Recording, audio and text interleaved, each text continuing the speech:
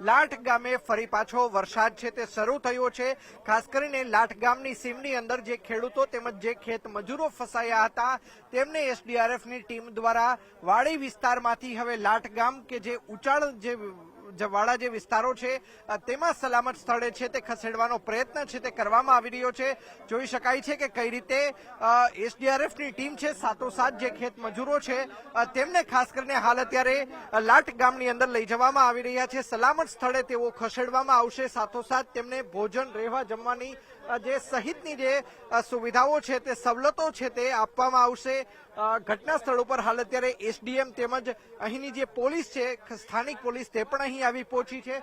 સાથોસાથ હું કેમેરામેનને વિનંતી કરીશ કે તે અહીંનો જે પાણીનો જે પ્રવાહ છે તે પણ બતાવવાનો પ્રયત્ન કરશે। જોઈ શકાય છે કે અહીંયા કોઝવે ઉપર 2.5 ફૂટ જેટલું પાણી છે તે હાલ ખાસ કરીને જોવા મળી રહ્યું છે। અહીંયા 2.5 ફૂટ જેટલું પાણી છે તે હાલ જોવા મળી રહ્યું છે અને હજુ પણ આ એસડીઆરએફની ટીમ છે તે અંદર વાડી વિસ્તારમાં જશે।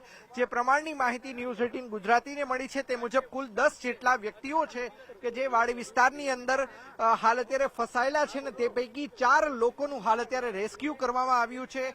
6 લોકોને વધુ રેસ્ક્યુ કરવામાં આવશે। તેમાં ખાસ કરીને જે 10 વ્યક્તિઓ ફસાયા હતા તેમાં સ્ત્રીઓ, પુરુષો અને 2 જેટલા બાળકો હોવાનું છે તે સામે આવ્યું છે। 8 જેટલા પુખ્ત વયના વ્યક્તિઓને 2 બાળકો ફસાયા હોવાની માહિતી છે મળી છે।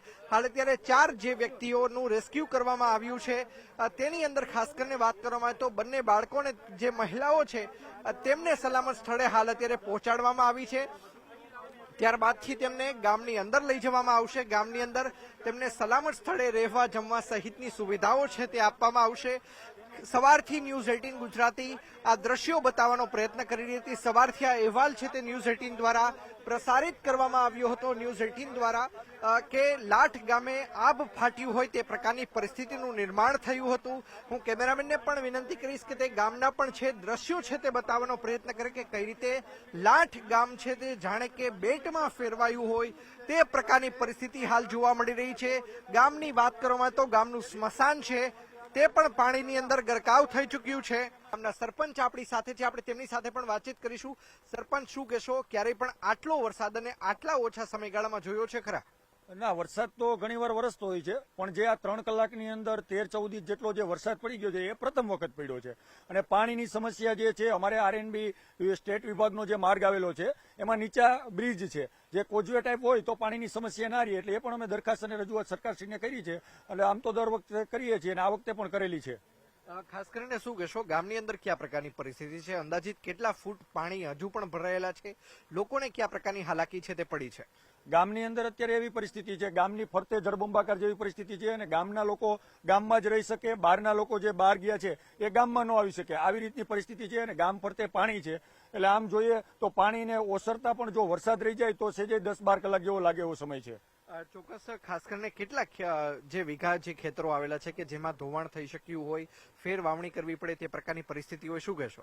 હા, આમ જોઈએ તો વાવણીની જે તમે વાત કરો છો તો વાવણી સમયે તો બધાએ વાવણી કરી દીધી હતી, પણ અત્યારે 1000 થી 1200 વીઘા જેવી જમીન છે જે અત્યારે પાણી પ્રકોપ એમની ઉપર ફરી વળ્યો છે અને કોઈ પણ જાતનો માલ રહી શકે એવી પરિસ્થિતિ નથી। એટલે બધું જ જો કે 1200 વીઘા જમીનમાં ફરીથી ખેતી કરવી પડશે। ચોક્કસ। તો 1200 વીઘા જમીનની અંદર ફરીથી ખેતી કરવી પડે તે પ્રકારની પરિસ્થિતિનું નિર્માણ થયું છે। જોઈ શકાય છે દ્રશ્યોમાં કે કઈ રીતે લોકોને સલામત સ્થળે છે તે હવે ખસેડવામાં આવી રહ્યા છે। એસડીઆરએફના જવાન આપણી સાથે છે, એસઆરપી ગ્રુપ 13 ના જવાન આપણી સાથે છે, આપણે તેમની સાથે વાતચીત કરીશું। શું કહેશો, કેટલું ચેલેન્જિંગ હતું તમારા માટે, તમે જ્યારે અહીં આવી પહોંચ્યા, શું કહેશો? જી, અમારે સવારથી જે મેસેજ મળ્યો સરપંચશ્રી તથા મામલતદારશ્રી તરફથી કે લાઠ ગામમાં સવારથી જળબંબાકાર જેવી સ્થિતિ થયેલી, લગભગ 13 ઇંચ જેવો વરસાદ પડેલો, તેથી સૂચના મળ્યા અનુસાર 10 જેટલા ખેત મજૂરો સામે કાંઠે ફસાયેલ હોય, જેને આ સમય આવા વરસાદમાં તથા આવા પૂર જેવી સ્થિતિમાં આ કાંઠે પહોંચાડવામાં અમારા માણસોએ તથા કિશોરભાઈ અને મિયાત્રાની ટીમે બોટ દ્વારા સફળતાપૂર્વક સલામત સ્થળે ખસેડી આપવામાં આવે છે। તમામ માણસો, ખેત મજૂરો ફિલહાલ સામા કાંઠે અને સુરક્ષિત સ્થળે આવી ગયેલ છે। અંદાજિત કેટલો સમય લાગ્યો છે? તમે કેટલા વાગે અહીં આવી પહોંચ્યા? અને રેસ્ક્યુ પણ હવે પૂરું થઈ ચૂક્યું છે, શું કહેશો? જી, અમારે મેસેજ મળતા તરત જ ફિલહાલ અમે નજીકના એક ગામમાં હતા, ત્યારબાદ મેસેજ મળે તરત અમે 4:30-5 જેવા 5 વાગ્યાના ગાડે સમયમાં અહીંયા પહોંચી ગયેલા હતા અને ફિલહાલ અમે તરત જ 30 મિનિટમાં લગભગ અમે સલામત સ્થળે ખેત મજૂરોને પહોંચાડી દીધેલ છે. ચોક્કસ તો એસડીઆરએફની ટીમ અહીં 4:30 થી 5ની વચ્ચે આવી પહોંચી હતી અને ત્યારબાદ ગણતરીની જ મિનિટોમાં તે સીમ વિસ્તારની અંદર 2 બાળકો સહિત કુલ 10 જેટલા વ્યક્તિઓ ફસાયેલા હતા. તેમને ખાસ કરીને રેસ્ક્યુ કરીને સલામત સ્થળે છે તે લાવવામાં આવ્યા છે. ગામ છે તે બેટની અંદર ફેરવાઈ ગયું હોય તે પ્રકારના દ્રશ્યો હજુ પણ આપ જોઈ રહ્યા છો. સામા કાંઠે પણ કેટલાક લોકો જે સ્થાનિકો છે તે અહીં ઉભા છે. સરપંચે વાત કરી કે અંદાજિત 1200 વીઘા જેટલી જે જમીન છે કે જેમાં ફેર વાવણી કરવી પડે તે પ્રકારની પરિસ્થિતિનું નિર્માણ થયું છે. અંકિત પોપટ, ન્યૂઝ 18 ગુજરાતી, લાઠ.